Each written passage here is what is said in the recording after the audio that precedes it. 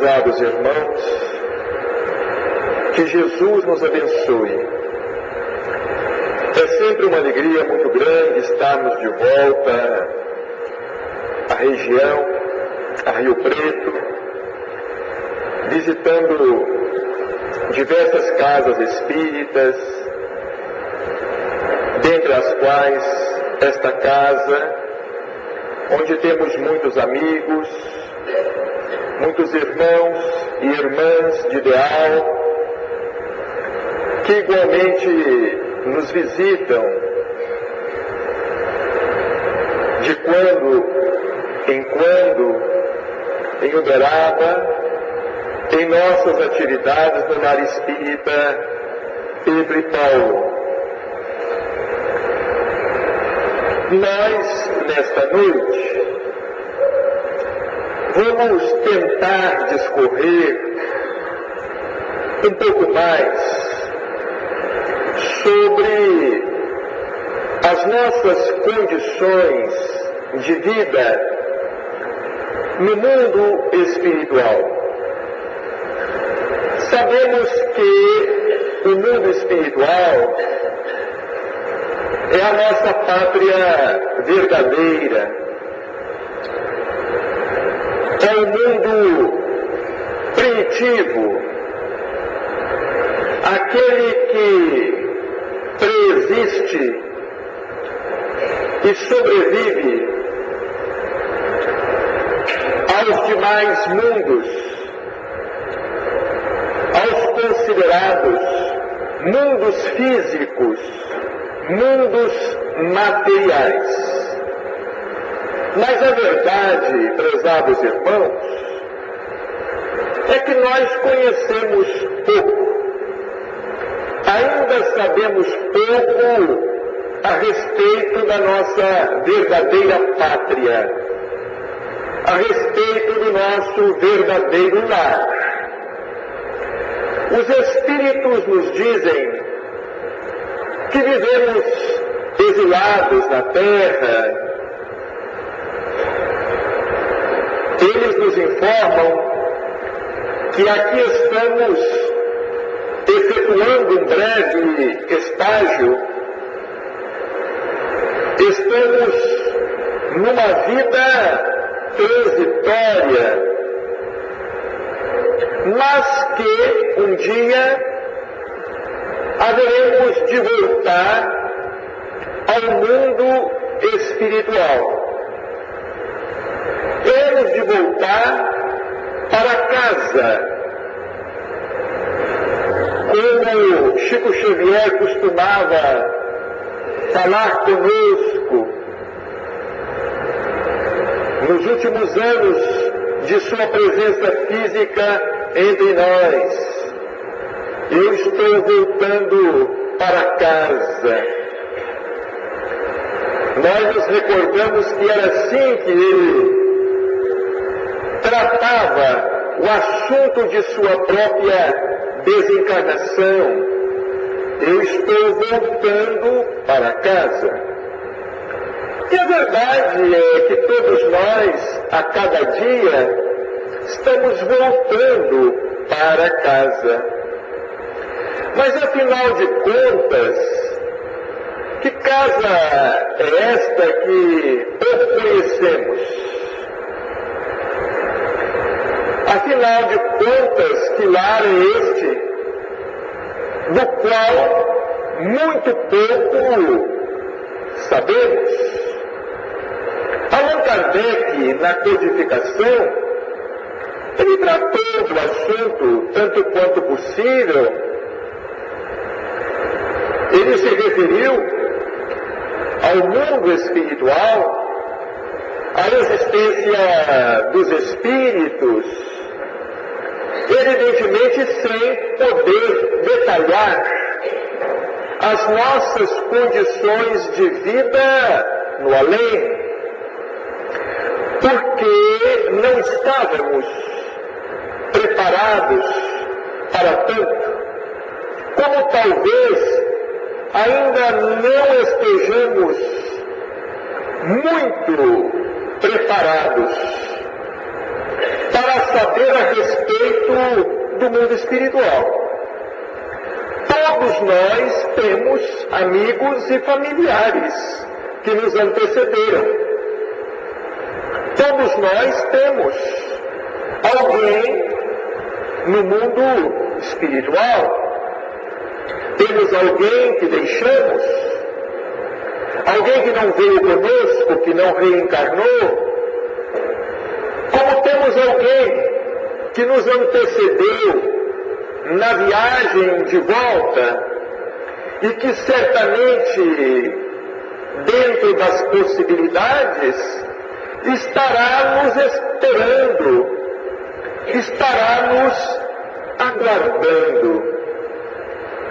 Depois do evento da codificação, nós tivemos outros escritores, vários outros escritores encarnados e desencarnados, através de diversos médiuns, nos trazendo informações a respeito da vida do outro lado da vida. Digo a vocês, prezados irmãos, que, sinceramente, apenas há pouco tempo, de alguns poucos anos para cá, nós estamos militando na doutrina há praticamente 35 anos, desde os 18 de idade, quando começamos a frequentar a mocidade espírita da Casa Bittencourt Sampaio, em Uberaba, e concomitantemente as reuniões públicas que Chico Xavier realizava na Comunhão Espírita Cristã, primeiro, e depois, mais tarde, no Grupo Espírita da Prece. Logo que tomamos contato com a literatura espírita, que lemos Allan Kardec, lemos o Livro dos Espíritos, o Livro dos Médiuns, o Evangelho segundo o Espiritismo, o Céu e o Inferno, a Gênese. Tivemos igualmente oportunidade de ler toda a coleção da Revista Espírita em 12 volumes. Aliás, livros que todos os espíritas deveriam conhecer, porque Allan Kardec realizou um trabalho extraordinário na Revista Espírita. Infelizmente, poucos têm procurado conhecer o que Allan Kardec deixou na Revista Espírita, que fundou e editou mensalmente até a sua desencarnação.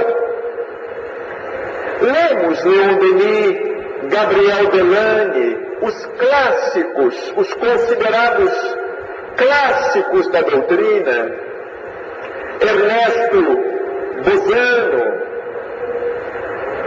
Lemos as obras de Chico Xavier, todas as obras de Chico Xavier, a coleção de André Luiz, extraordinária, a começar de Nosso Lar, as obras de Emmanuel, Humberto de Campos, o nosso irmão X.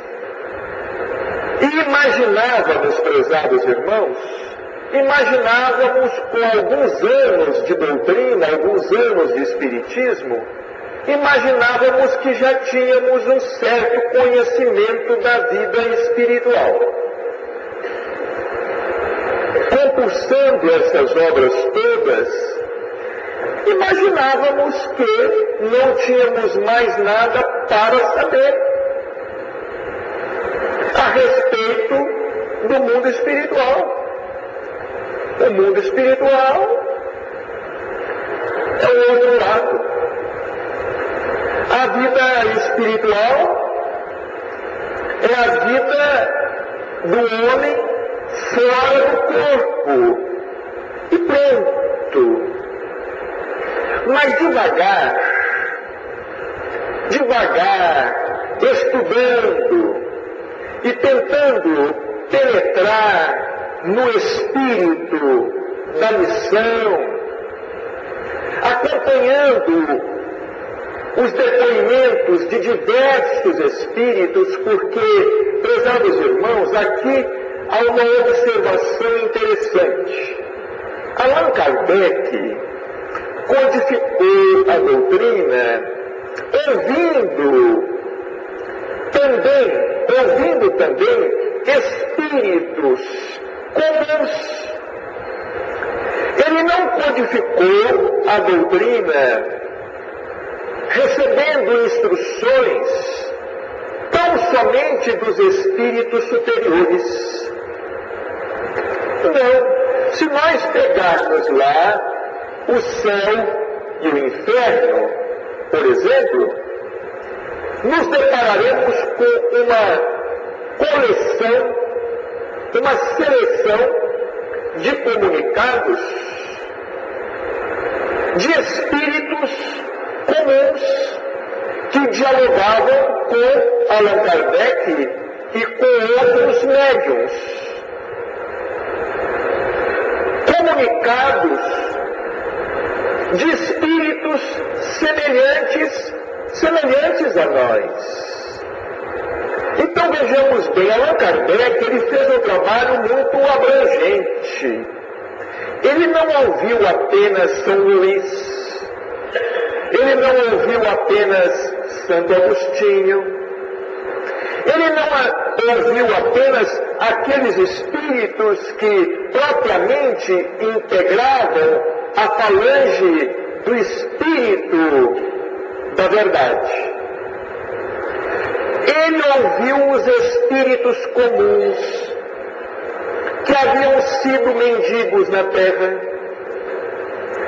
que infelizmente haviam cometido suicídio, que haviam sido descrentes, apegados aos bens materiais. Ele ouviu esses espíritos todos. E nós, desde os 18 anos de idade, começamos igualmente a frequentar em Uberaba, na Casa Espírita Bittencourt Sampaio, as chamadas reuniões mediúnicas de desobsessão.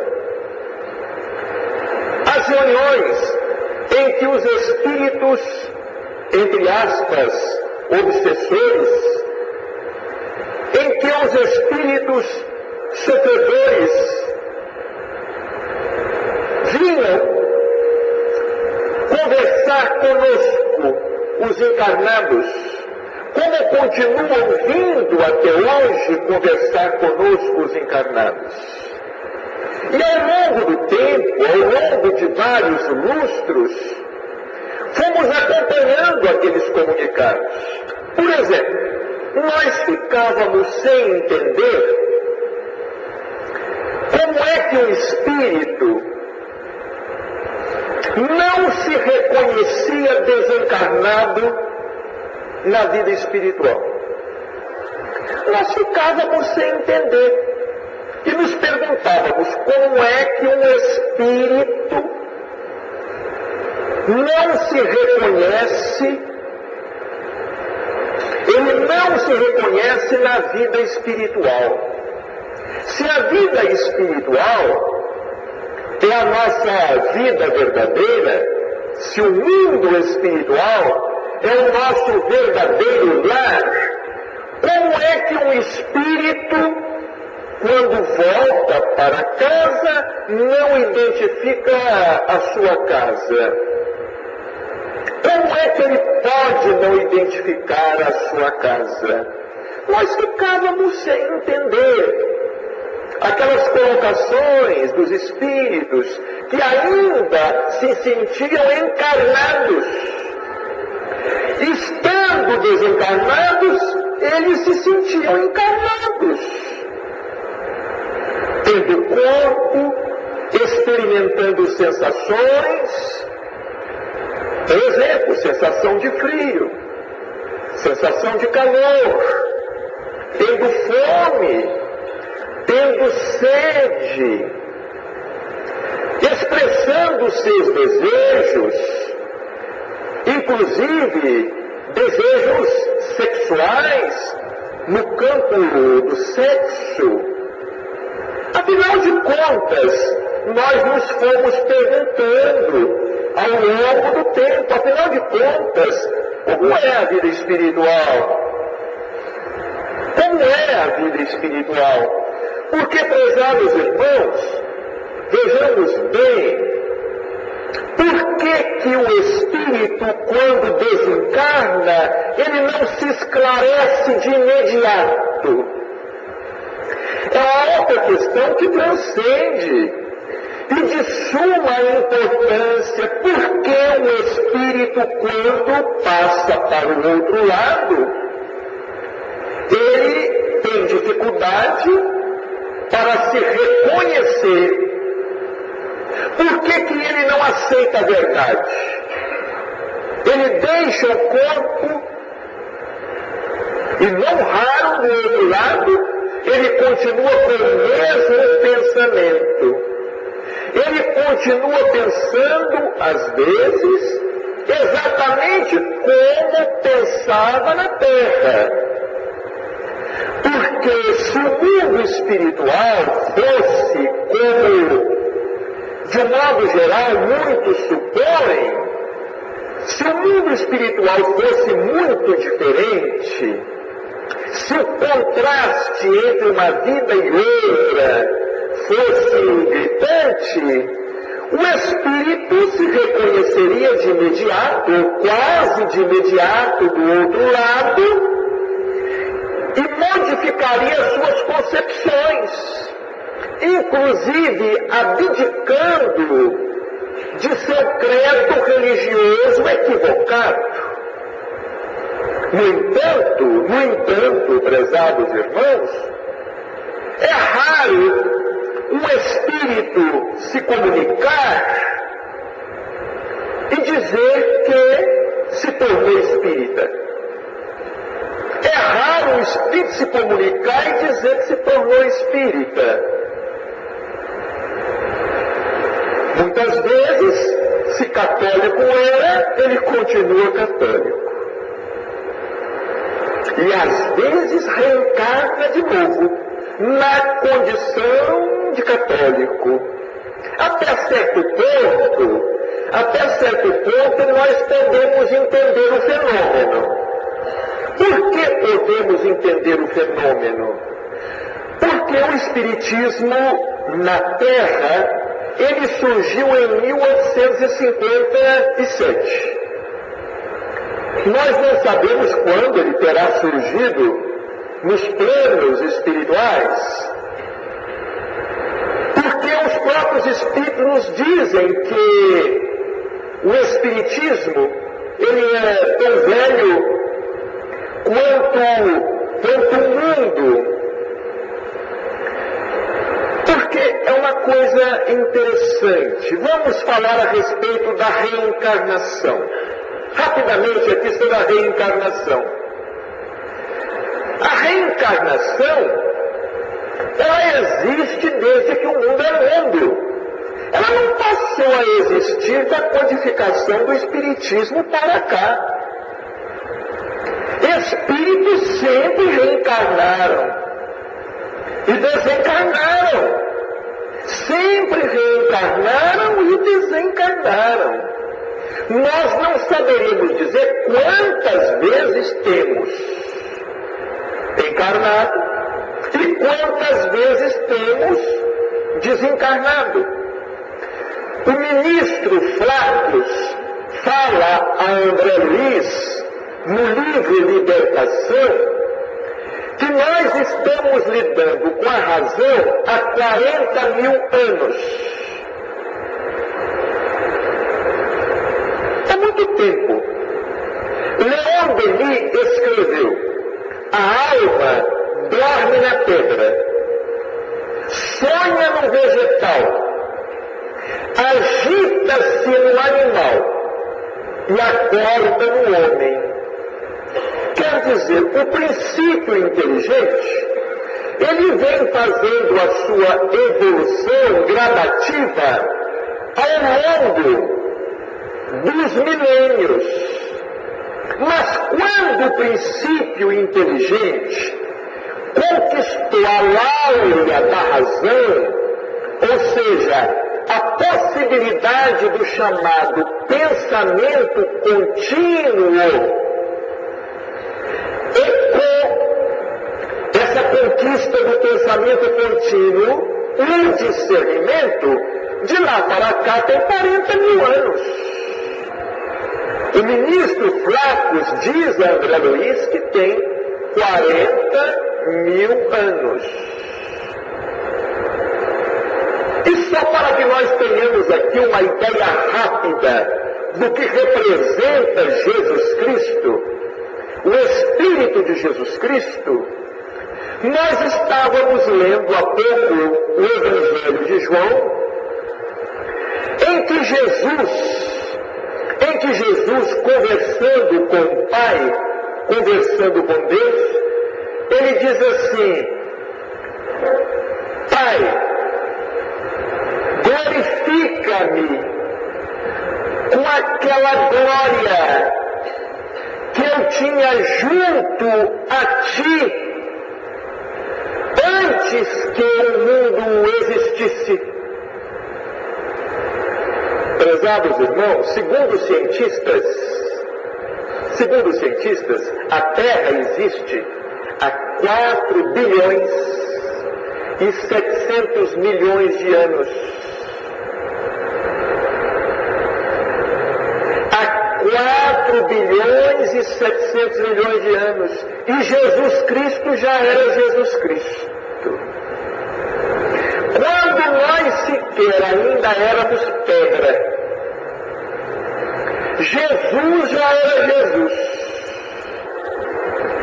Vejamos essa distância incomensurável. Quando realizamos semelhantes reflexões, pensei assim: agora eu entendo melhor o porquê Chico Xavier vivia dizendo que era um cisco. Agora eu entendo melhor, não era só por humildade, não era só por modéstia, não. Ele dizia com conhecimento de causa. Com conhecimento de causa. Mas então vejamos, prezados irmãos, vamos retomar o raciocínio e tomara que os nossos irmãos consigam nos acompanhar nesta jornada, a fim de que as nossas mentes possam se abrir um pouco mais em relação à vida, a fim de que os nossos horizontes possam se ampliar um pouco. Dizíamos que o Espiritismo foi codificado a partir de 1857. É possível, prezados irmãos, que muitos de nós não tenhamos tido anteriormente nenhum contato com o Espiritismo. É provável que este seja o nosso primeiro contato com o Espiritismo em 40 mil anos. É provável que este seja, nesta atual existência, nesta atual encarnação, que este seja o nosso primeiro contato com o Espiritismo. A menos que nós tenhamos vivido na França, a época de Kardec, não é? E tenhamos conhecido o Espiritismo à época de Kardec, porque o Espiritismo é uma doutrina jovem.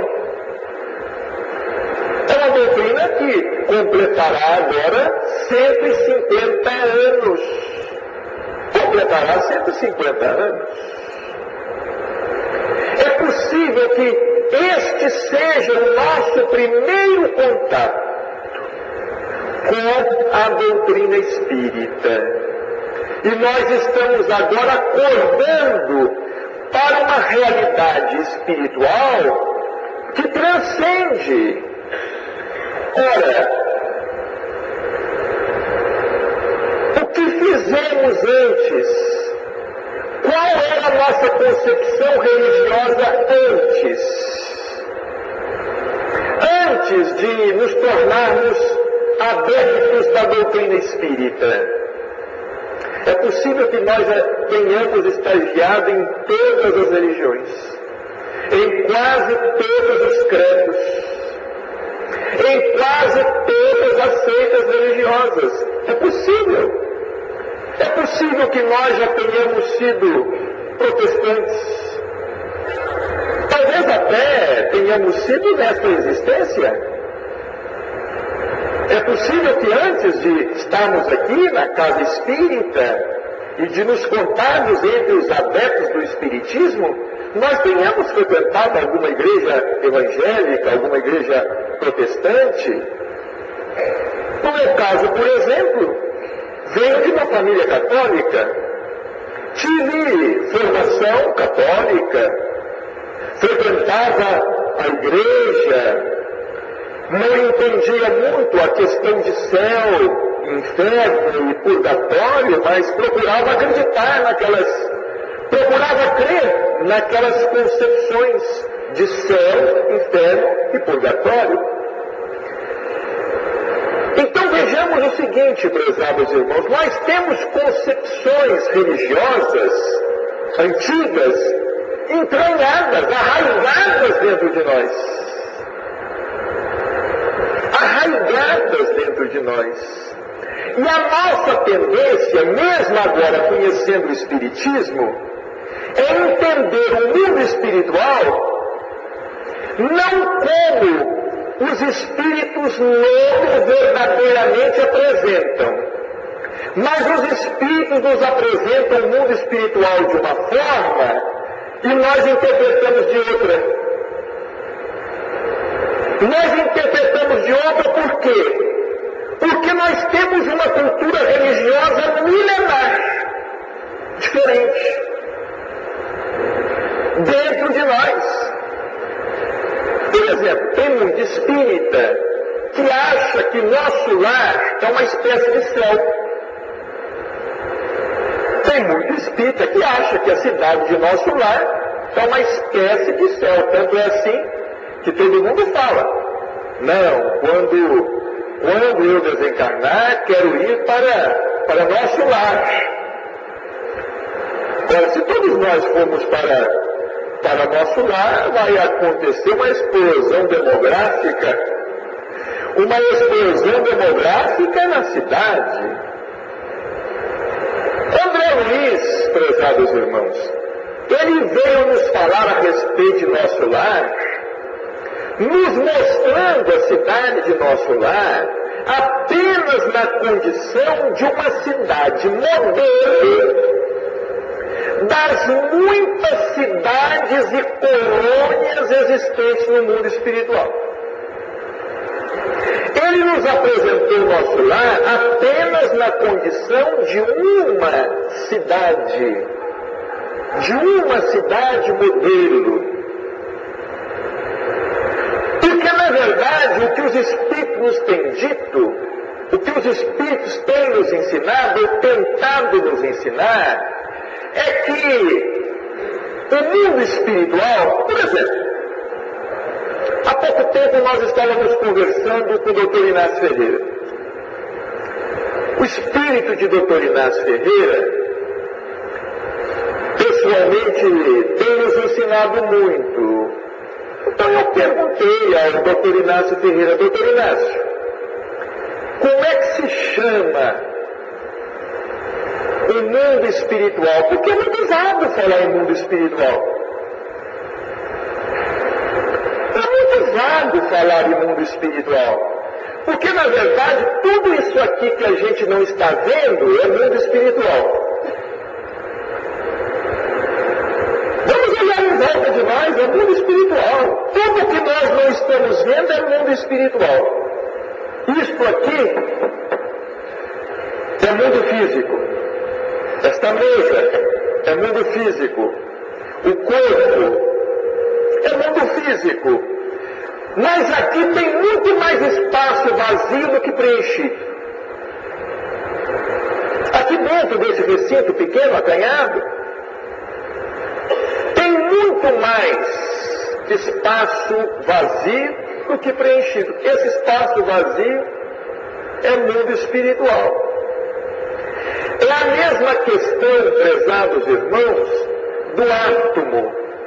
Quem observar um átomo no microscópio perceberá que o espaço vazio dentro do átomo, ou seja, o espaço que não contém partículas visíveis, partículas detectáveis, aquele espaço é muito maior do que um outro espaço que contém partículas. Quer dizer, na verdade, como os cientistas descobriram agora, recentemente, existe uma matéria que não é visível, que dá sustentação à matéria visível. Existe uma matéria que não é visível, invisível, eles chamam de matéria escura, que dá sustentação a esta matéria visível. E coisa impressionante, a ciência demorou muitos séculos, mais de 20 séculos, para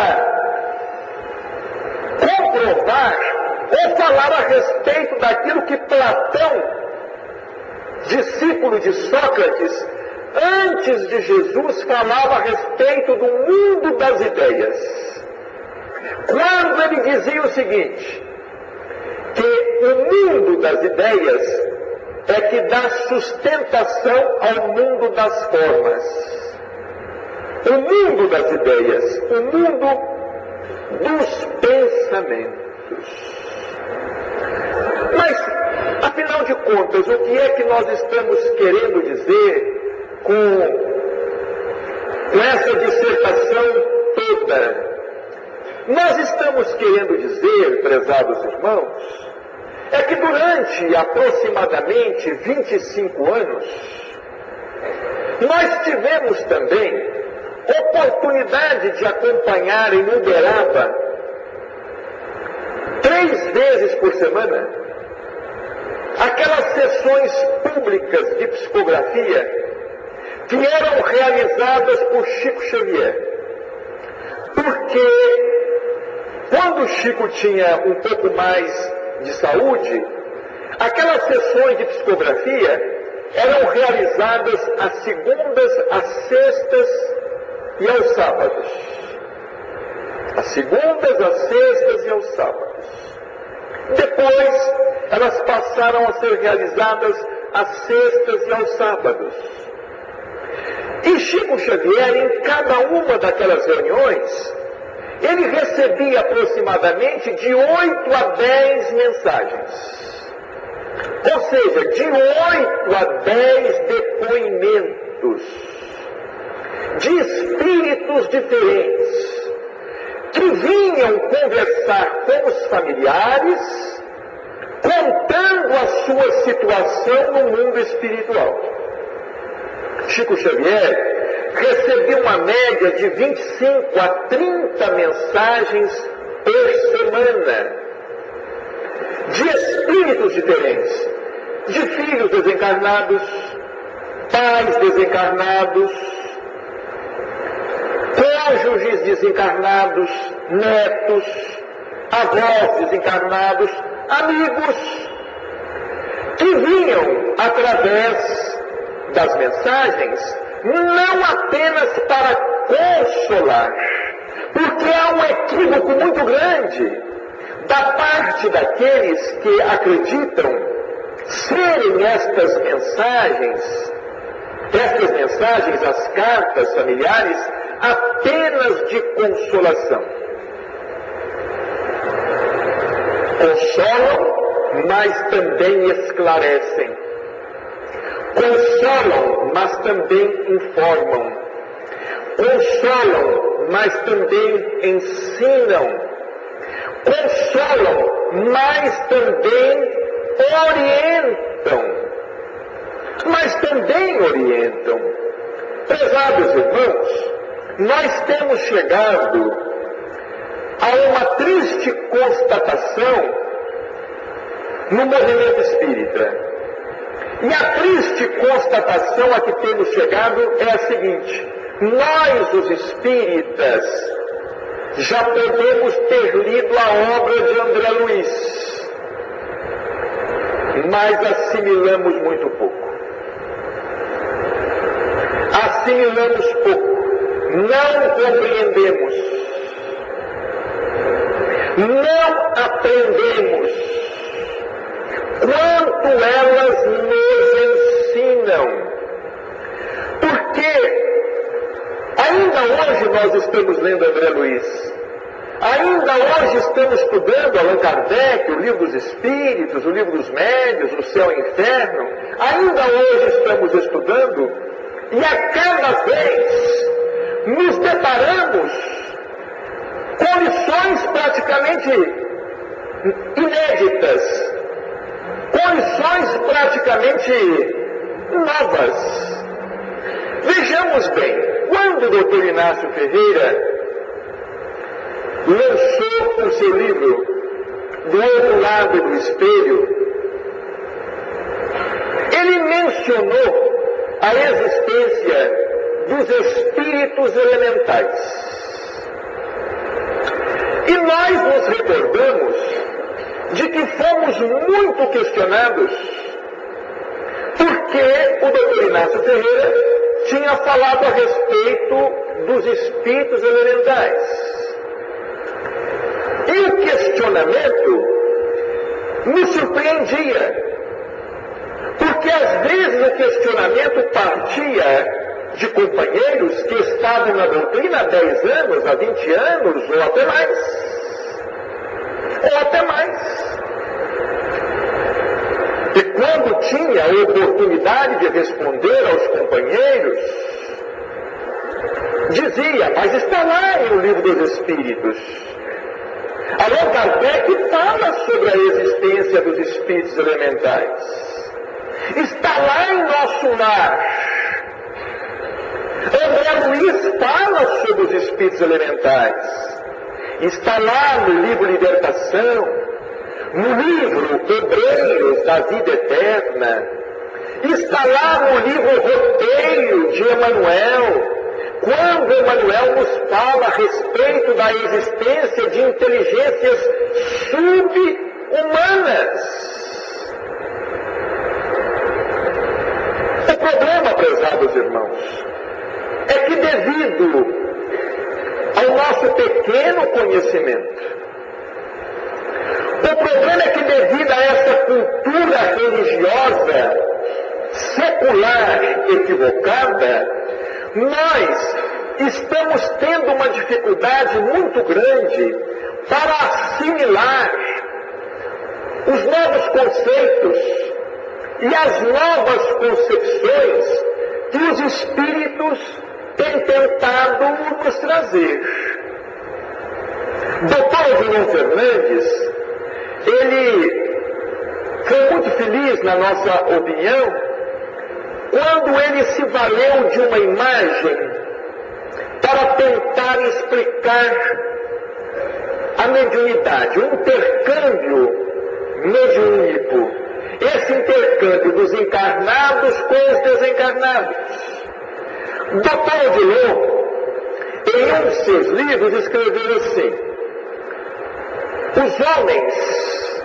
os homens na Terra, eles podem se assemelhar a um grupo de mineradores que entraram numa caverna para extrair minério. E essa caverna desabou. Essa caverna desabou. E esse grupo ficou soterrado. Esse grupo ficou soterrado, sem poder sair de dentro da caverna. Está lá soterrado. O grupo sobreviveu, mas está soterrado, com oxigênio escasso para respirar. Nós, os espíritos, somos a equipe do resgate, que viemos para fazer o resgate, que estamos tentando resgatar o homem da matéria, que estamos tentando fazer com que o espírito se liberte da matéria. E o doutor de Deus fala assim: nós ouvimos as pancadas de vocês, e nós também estamos dando pancadas para que vocês nos ouçam, porque nós não podemos nos falar. Para que vocês nos ouçam e esperem, porque nós estamos cavando, estamos abrindo um túnel. Agora o doutor de Deus fala assim: vocês têm que nos ajudar. Nós, os espíritos, cavamos de fora para dentro. Vocês, os encarnados, os médiuns, vocês têm que cavar de dentro para fora. E temos que andar depressa, porque senão vocês morrerão asfixiados.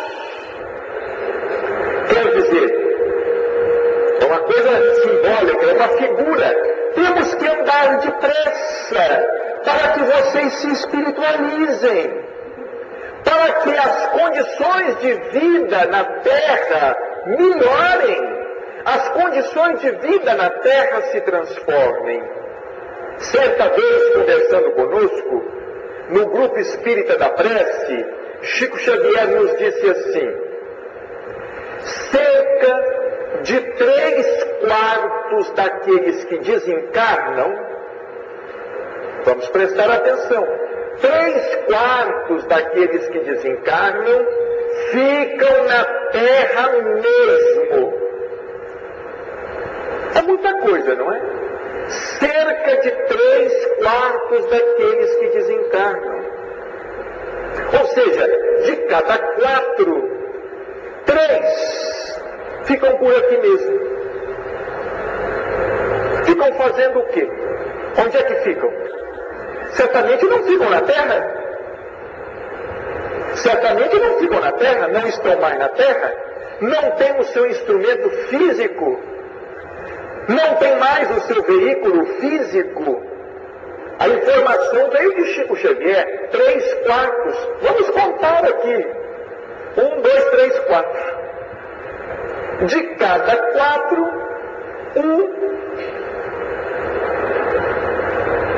ascenderá a uma dimensão espiritual superior. 3 durante tempo indefinido. Durante um tempo indefinido, 3 vão ficar por aqui mesmo. Foi por isso que quando eu perguntei ao doutor Inácio, como é que chama o mundo espiritual? Ele disse assim: chama-se Terra. Quando eu perguntei ao doutor Inácio, como é que se chama o mundo espiritual? Ele disse assim: olha, aquele em que nós estamos e para o qual vocês virão, com honrosas exceções, porque pode ser que aqui alguém venha desencarnar e sumir direto, não é? Esperamos que seja o caso da maioria, né? Mas chama-se Terra, chama-se Terra. Lindo nosso lar, interessante, muita gente não percebeu. André Luiz, ele fala a respeito da existência de 7 dimensões espirituais. Existe um livro muito bom a esse respeito, foi editado pela FEB. Seria interessante que os nossos irmãos lessem, dessem uma olhada. Chama-se As 7 Esferas da Terra. Foi editado pela Federação Espírita Brasileira. Então, André Luiz, em nosso lar, ele fala a respeito de 7 mundos espirituais. Ele fala a respeito da primeira dimensão, a dimensão do abismo. Ele fala a respeito da segunda dimensão, a dimensão das trevas. Essas duas dimensões, a do abismo e das trevas, elas ficariam no interior da Terra. São dimensões subcrostais. A terceira dimensão é a crosta. Nós moramos no terceiro degrau. Presentemente estamos no terceiro degrau dessa escada que tem 7 degraus. Nós moramos no terceiro degrau. Abaixo de nós tem quem está lá no segundo degrau, ou seja, nas trevas. E André Luiz também descreve no livro Libertação, quando ele fala a respeito da cidade dos Gregorianos, aquele capítulo intitulado Cidade Estranha, aquela cidade localizada nas trevas. E nós temos ainda uma outra região, que é aquela região, aquela dimensão do abismo. E acima da crosta, qual é a dimensão espiritual? Chama-se umbral. Chama-se umbral. Todos nós iremos para o umbral. Muita gente fala, quando eu desencarnar, eu não quero ir para o umbral. Mas o umbral seria o nome desta outra dimensão, essa dimensão espiritual imediata, chamada umbral. É no umbral que está localizada a cidade do nosso lar. É justamente no umbral, porque muita gente não sabe onde é que está localizada a cidade do nosso lar. É no umbral. Nós teríamos uma quinta dimensão, que é onde a mãe de André Luiz está. Onde a mãe de André Luiz se encontra, naquela dimensão da arte, da cultura e da ciência. Arte, cultura e ciência. Finalmente, uma sexta dimensão superior, a dimensão do amor fraterno universal, e a sétima, o último degrau da escada, diretrizes do planeta. Isto, prezados irmãos, é pertinente à Terra. Agora, cada planeta tem uma aura espiritual. Cada planeta físico tem uma aura espiritual com as suas respectivas dimensões e com seus respectivos habitantes. Por exemplo, nosso lar. No primeiro capítulo, logo no primeiro capítulo, eu já tinha lido Nosso Lar muitas vezes, como muita gente aqui já deve ter lido Nosso Lar muitas vezes. Quando eu comecei a ler o livro, André Luiz fala assim: respirava a longos haustos. De repente me deu um clique. E eu comecei a me perguntar, escuta, mas espírito respira? Espírito respira? Os meus pulmões se enchiam de ar, eu estava respirando. Aí eu comecei, se ele respira, é porque espírito tem pulmão? Espírito tem pulmão, ou pelo menos o perispírito, o corpo espiritual. Conversei com o doutor Inácio Ferreira e perguntei ao doutor Inácio Ferreira, o perispírito. Ele disse assim, olha, o corpo físico é uma projeção do perispírito. O corpo físico é uma projeção do perispírito. E ele nos repetiu uma frase que veio através de Chico Xavier, em que o Espírito fala assim: tudo O que existe aqui, existe aí. Mas o que existe aí não é como aqui. Tudo aqui é como aí. Mas aqui não é como aí. Vejamos, é difícil entender isto. Mas a gente tem que fazer um malabarismo mental para entender isto. O que é que o Espírito está querendo dizer? Ele está querendo dizer que, de fato, a Terra é uma cópia. A Terra é uma cópia imperfeita. Aqui é o negativo do retrato. Mas o retrato está do outro lado. O retrato está do outro lado. E André Luiz fala isso com uma sutileza. Quando em nosso lar, ele começa a ver um quadro muito bonito, uma pintura muito bonita, e ele estava na companhia de um amigo espiritual, de repente, ele diz assim: olha, interessante, é igual a um quadro que existe lá na Terra. Aí o Espírito falou assim com ele: não, o que existe lá é que é igual ao daqui. O que existe lá é que é igual ao daqui. Então é uma coisa muito curiosa. É por isso que os espíritos, quando se comunicam muitas vezes, eles não sabem que desencarnaram. Porque a vida para eles continua em condições quase idênticas. Quase idênticas. Por exemplo, André Luiz fala que ele teve fome, ele teve sede. Ele fala que teve fome e se abaixou, não tinha o que comer. Ele comeu grama, capim, mato. Ele teve fome.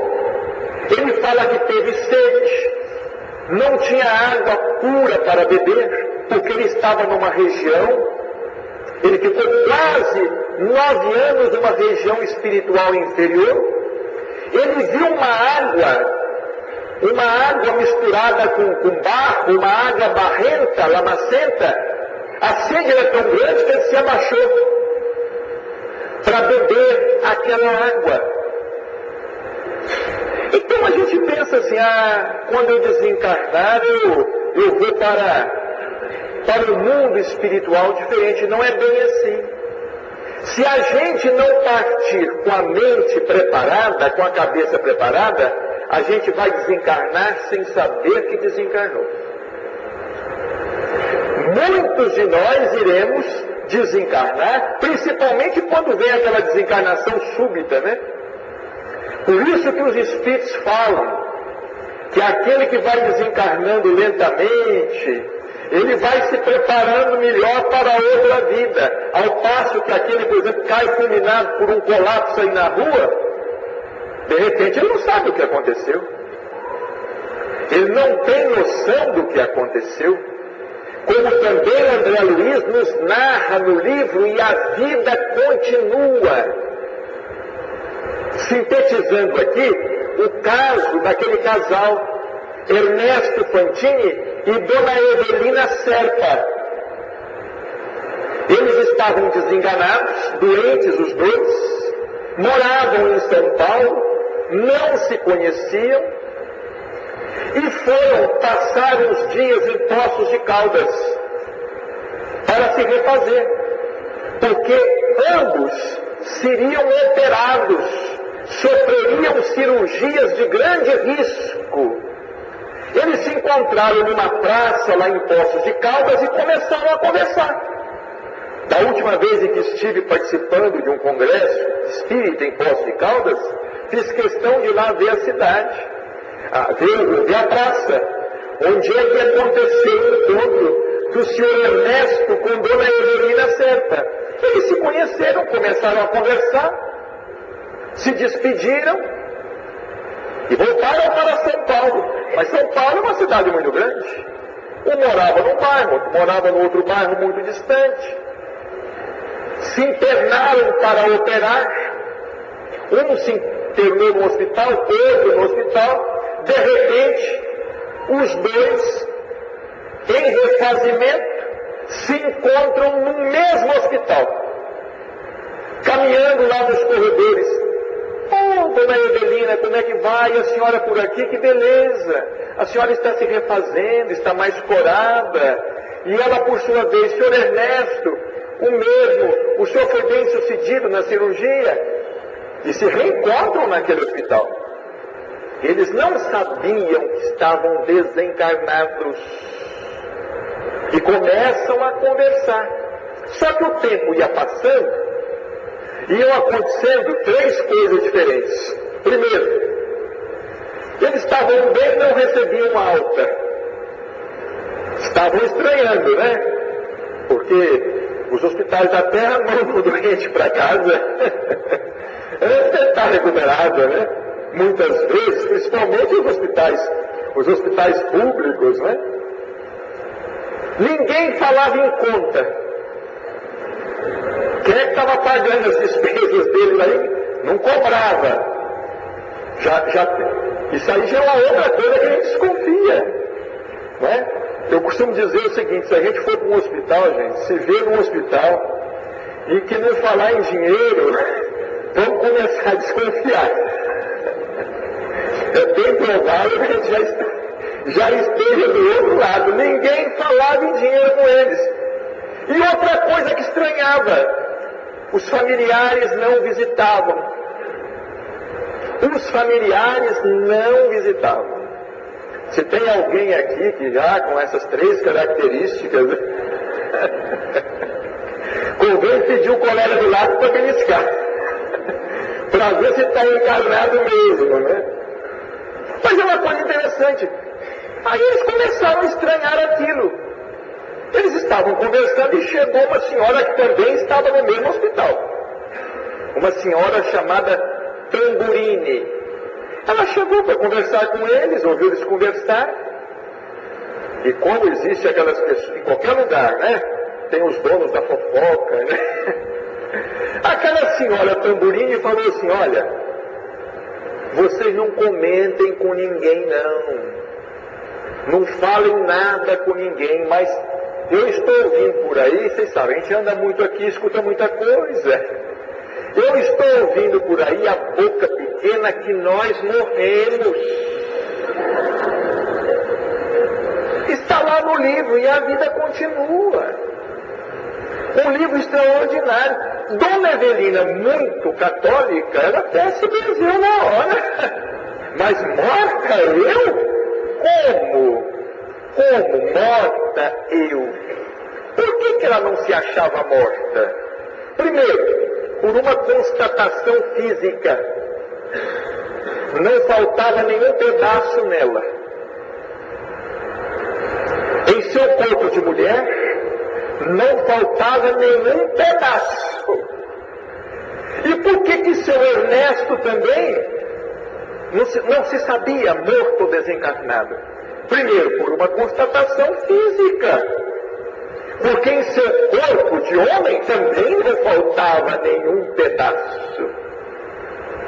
Também não faltava nenhum pedaço. Gente, o corpo físico é uma projeção do perispírito. Nós diríamos com o doutor Inácio que o corpo físico é a parte mais externa do perispírito, do corpo espiritual. É a parte mais material do perispírito, é o corpo de carne, é o corpo físico.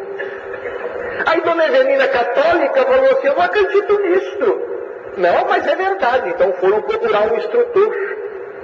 Foram procurar lá tomava conta do hospital, um dos que tomavam conta do hospital.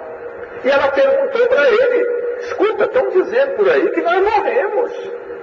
É verdade isto? Os espíritos têm uma psicologia muito grande, né? Os espíritos dizem assim: olha, mortinha. A senhora não está, porque senão a senhora não estaria conversando. Agora, se a senhora me perguntar se não está mais na terra, eu lhe direi que sim, a senhora não está mais na terra. Ah, mas não é possível. Ela, na condição de católica, sabe o que ela falou? Ela falou assim: eu só vou acreditar. O senhor me desculpe, eu não estou duvidando do senhor, mas eu só acreditarei se eu ouvir isto da boca de um padre. Ela era católica. Ela não conhecia espiritismo. Ela esperava encontrar o céu. Na pior das hipóteses, o inferno. Mas ela estava no hospital. Ela estava no hospital. Como é que poderia ser aquilo? Gente, nós vivemos é pelo pensamento, é pela nossa mente. A nossa mente cria as coisas. Nossa cabeça que cria as coisas. Nós vivemos é pelo pensamento. Tudo é apêndice. Braço é apêndice. Perna é apêndice. Tudo é apêndice. Nós vivemos é pelo pensamento exclusivamente. Pelo pensamento, que é um universo de ideias e de emoções. Nós vivemos é pelo pensamento. É por isso que nós afirmamos aqui, prezados irmãos, somente de uns tempos para cá, é que nós temos tido a oportunidade de compreender um pouquinho melhor como é esse mundo espiritual. Porque quando eu comecei na doutrina, falava em espírito, eu imaginava que fosse um ser etéreo. Eu imaginava que fosse um ser que levitasse ou vomitasse. Eu imaginava que o espírito fosse oco por dentro, que o espírito não tivesse órgãos, que o perispírito não tivesse órgãos.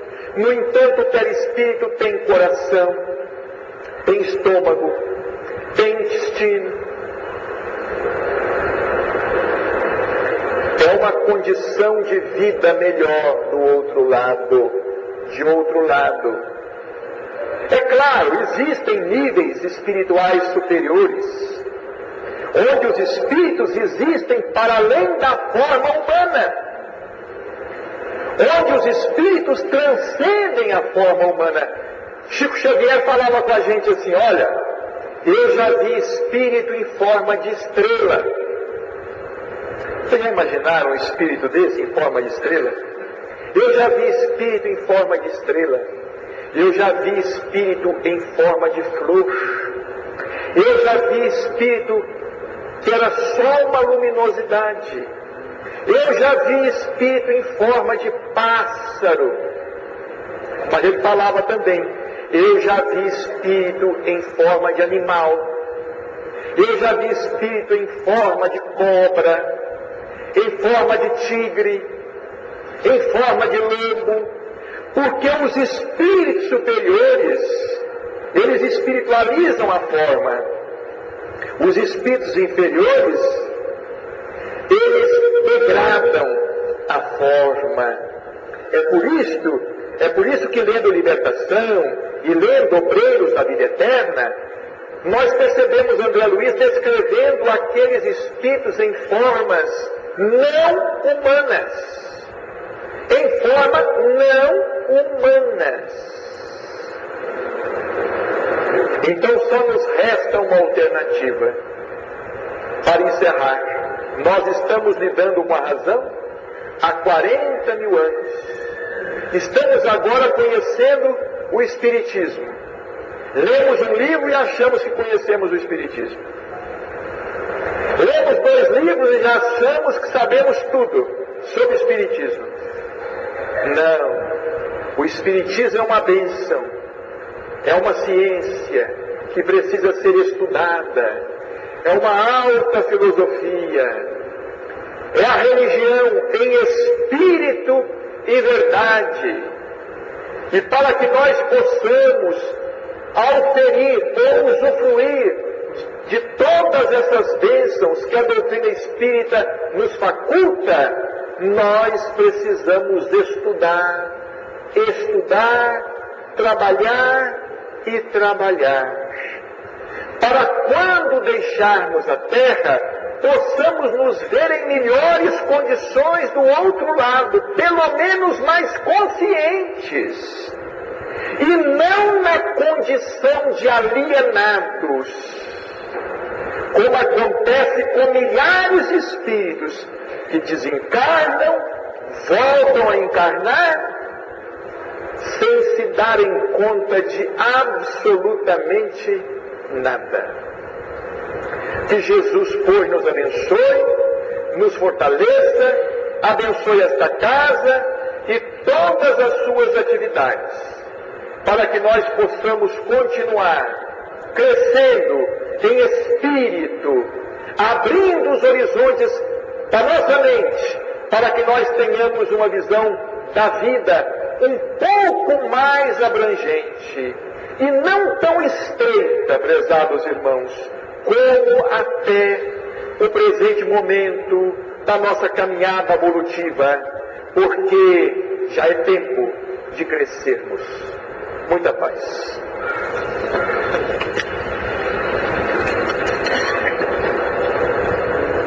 Disciplina, nós precisamos de disciplinar a vontade, para que a gente alcance os nossos interesses. Com a disciplina, o que é que vai chegar?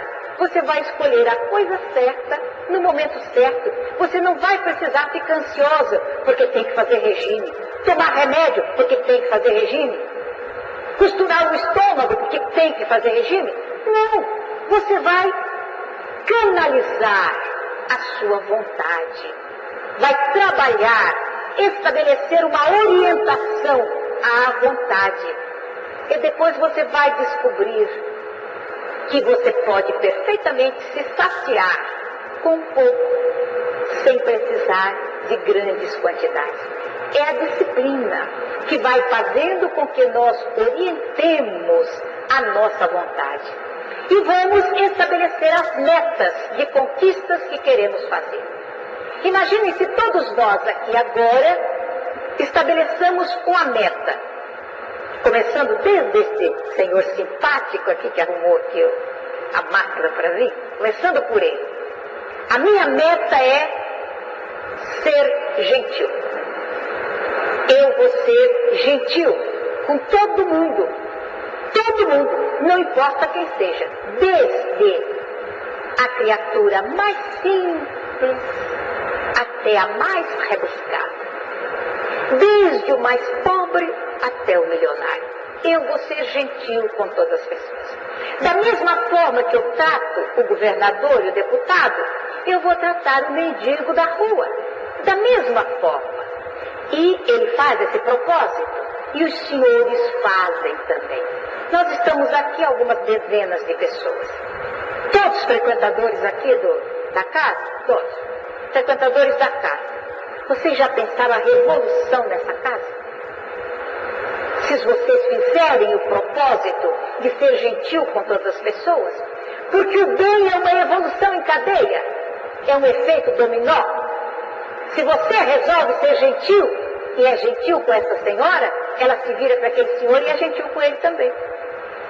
E ele se vira para outra e é gentil também. E o efeito dominó vai se estabelecendo. Só que não é só uma pessoa, são várias pessoas em vários pontos da casa. Em pouco tempo, essa casa vai transbordar de filhos do Calvário, que vêm aqui em busca da sua gentileza, do seu carinho. E a casa espírita se transforma realmente no Consolador prometido por Jesus. Porque por enquanto não é.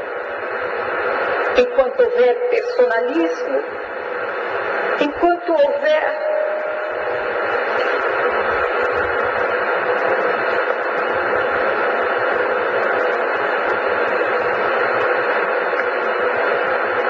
bem, vamos em frente.